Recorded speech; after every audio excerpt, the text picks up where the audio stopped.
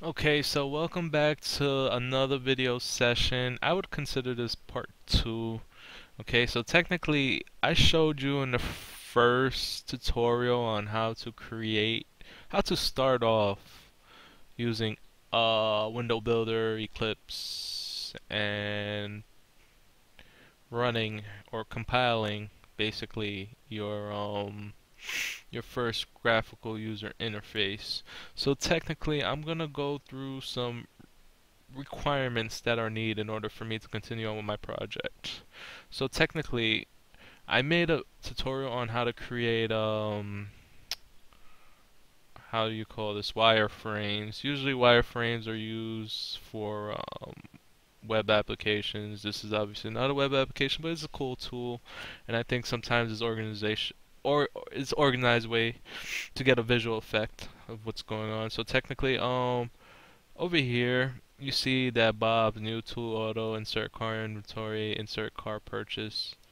So that's what I'm gonna do here. But first and foremost, what I'm gonna do is close this. I'm gonna name it insert car inventory, insert car purchase. Okay.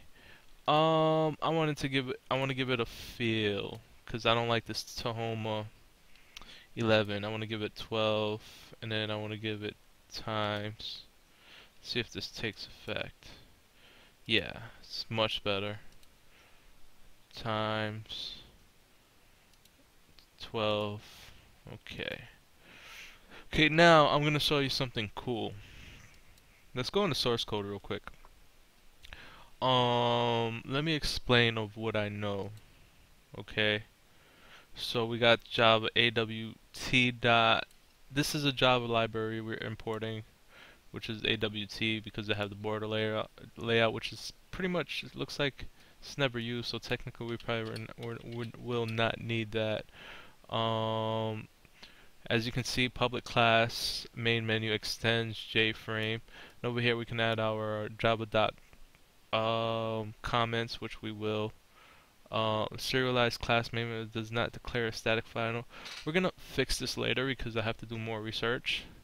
Okay, so technically, there is something going on here that we want to fix, and we will get to that.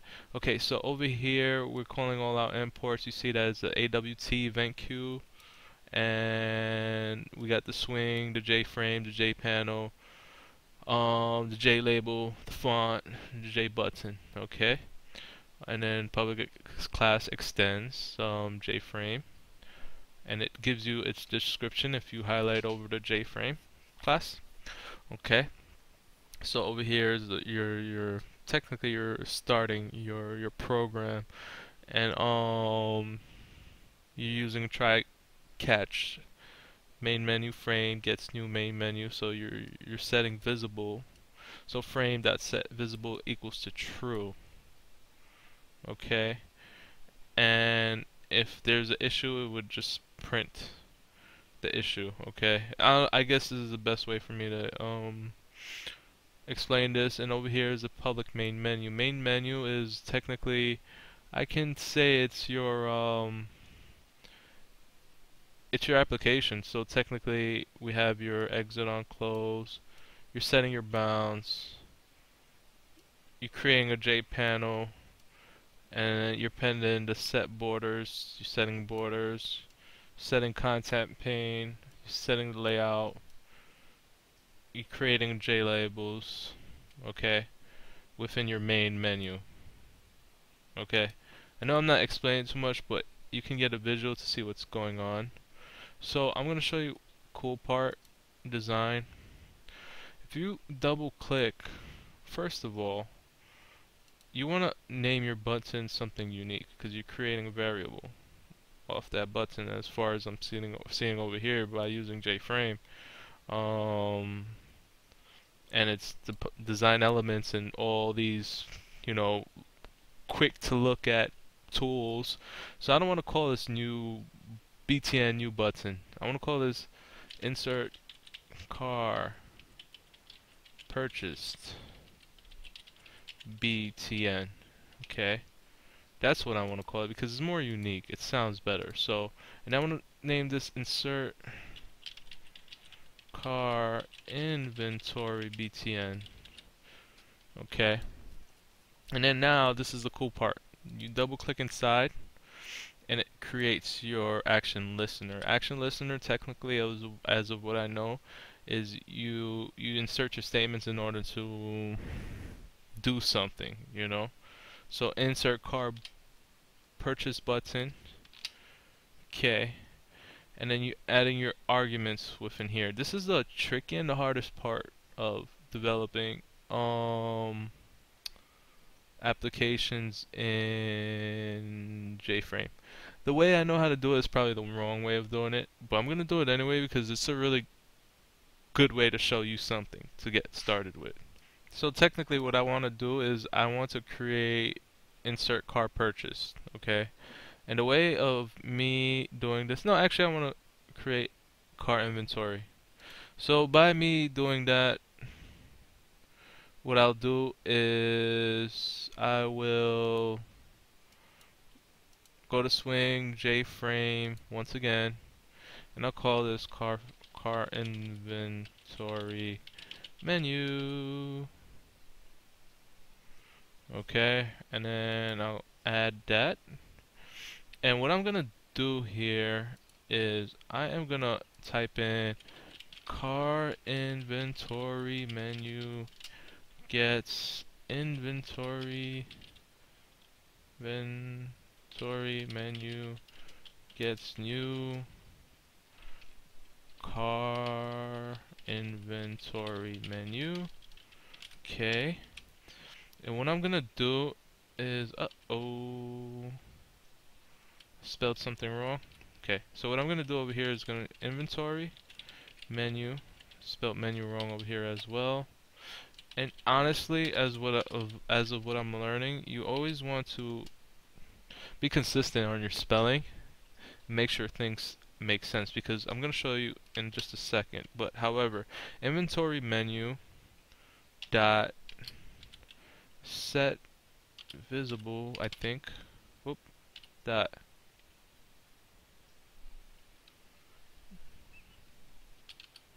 menu dot. Okay, let me try this. Visible.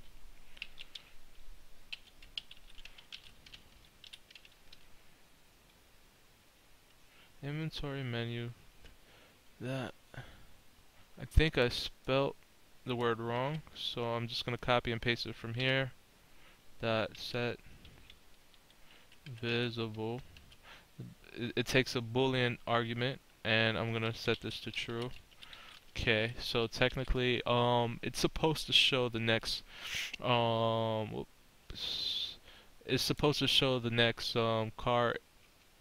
It should show the next JFrame that I created. Okay, so it should open up the next JFrame.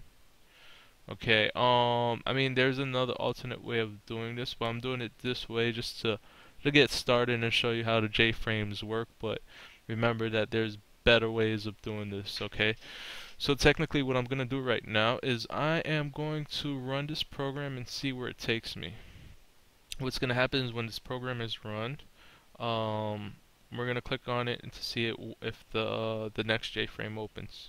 Okay, so we click on insert car purchase and you see the next JFrame opens. Okay, however, if we close both, then if we close this JFrame, then both are going to close automatically.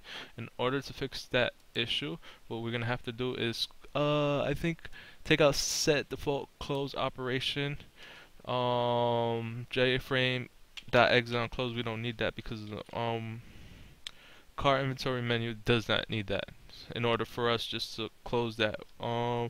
If we closing one JFrame, we don't have to close the other. Okay, so for this tutorial, you know what, let's go ahead and make the next JFrame just to keep it simple and quick. I mean, I don't want to waste YouTube time, but okay, so I double click within inside insert car inventory button. What I'm gonna do over here is create a next J-frame. I'm gonna call this uh, car inventory insert menu, I guess. Yeah. Okay. Finish.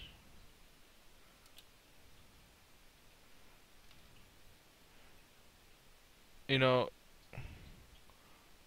car purchased menu would have sounded better. I'm gonna delete that.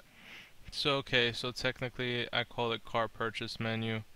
Okay, so what I'm gonna do here is I'm gonna call this class purchase because it's in the same package. Car purchase menu, car purchase gets new car purchased menu. Okay, call that car purchase. I probably spelled that wrong. Yeah, I did. Okay, so I want to set that visible. Car purchase dot set visible. Oh,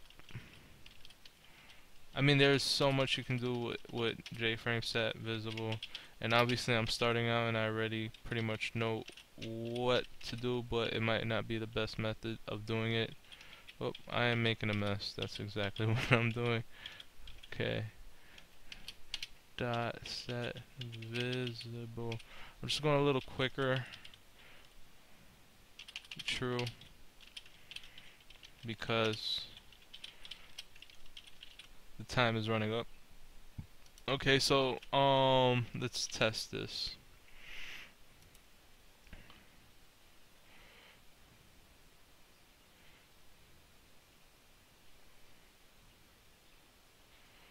Okay.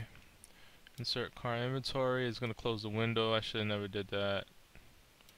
No, it's not. Oh, yes, it did. Okay, let's see why. Okay. Oop.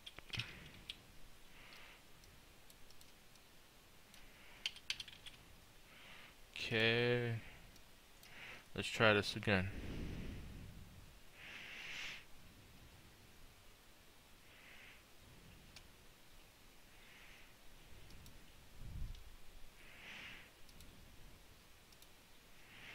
Okay. Awesome. Alright, well, that does it for this tutorial. Technically, in this tutorial, what we did was we created the J buttons. We access other classes, which are J frames, in order to, it's pretty much like a menu option. And what happened there, is when we move on to create insert car purchase, it's going to have the menu options based on the, wireframes of the design that was developed, and you will insert that information. And I'm thinking of either making a JPane in order to render out the information. I think it would be the easiest way to show you how JPanes work. And that does it for this tutorial. Next tutorial, we'll show you how to also